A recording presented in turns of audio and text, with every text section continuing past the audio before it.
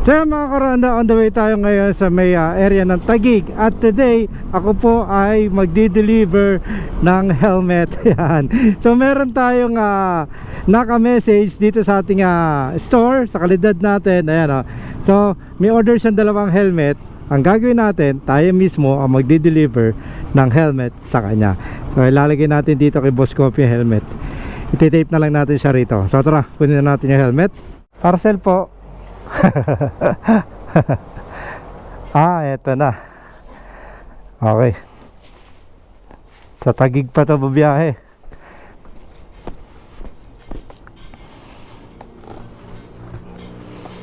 Yan. Tape na lang natin.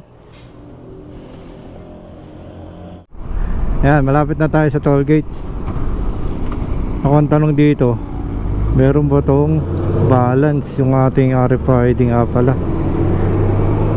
Huwag ka malalaglag At dahil hindi tayo sure kung may balance, dito tayo pumila sa card para at least kung walang balance, hindi na tayo makaka-storbo na sa likod.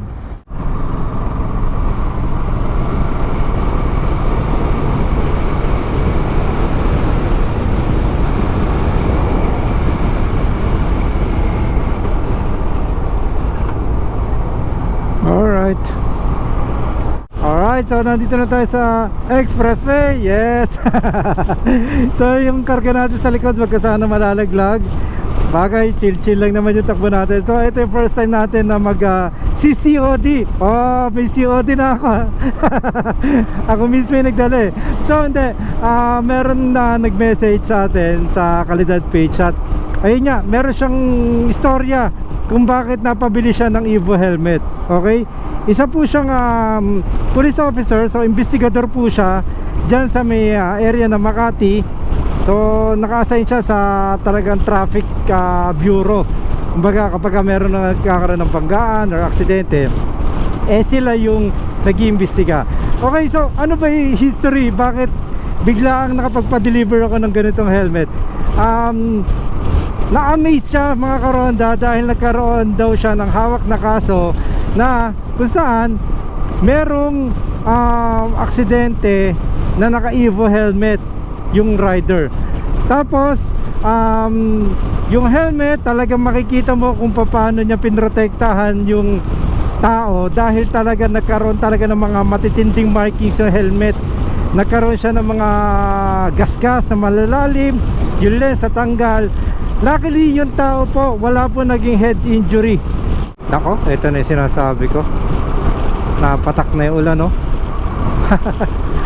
Ito nga talagang madalas nangyayari sa mga kaibigan natin na delivery rider.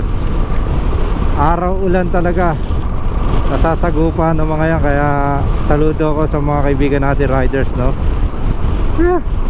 Gilid muna tayo sandali at check natin yung gamit muna, baka merong madadaanan ng tubig. Okay, dito na lang. Check lang natin. Okay naman siya. Laki ng dilim. Yan ang sinasabi ko. Silong muna tayo mga karoda. Sama natin si Boss Coffee. Siya yung kasama natin magdi-deliver nitong dalawang helmet.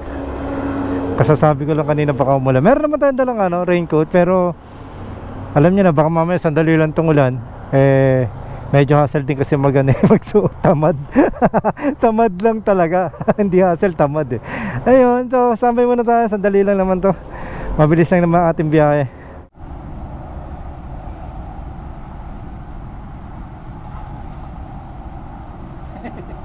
Matagal to.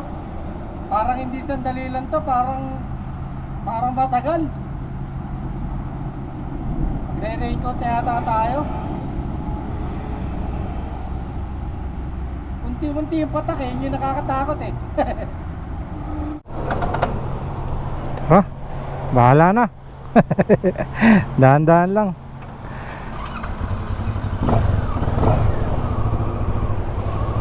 Let's go. Dahan-dahan lang. Maluwanag naman na yung dulo. Lumipas na yung ulan. Ambon lang talaga. Dahan-dahan lang naman tayo magpapatakbo eh. Pag lumakas, gilid na lang ulit. Hindi na natin ma-deliver to. Baka nagmamadali yung ating customer, o kaya baka may lakad sila, may rides pa sila, nasa akin pa tong helmet. Ayan, so salamat ha, salamat sa umorder ng helmet. Okay, bagalan lang natin. Ito na, let's go. Smooth lang. Yun, let's go. Malapit na tayo. Malapit na tayo sa drop point natin. Ay, karating na tayo sa ating drop point. Tagan natin muna yung ating customer. Walang tao ah. Nakalak ah. Tagan natin.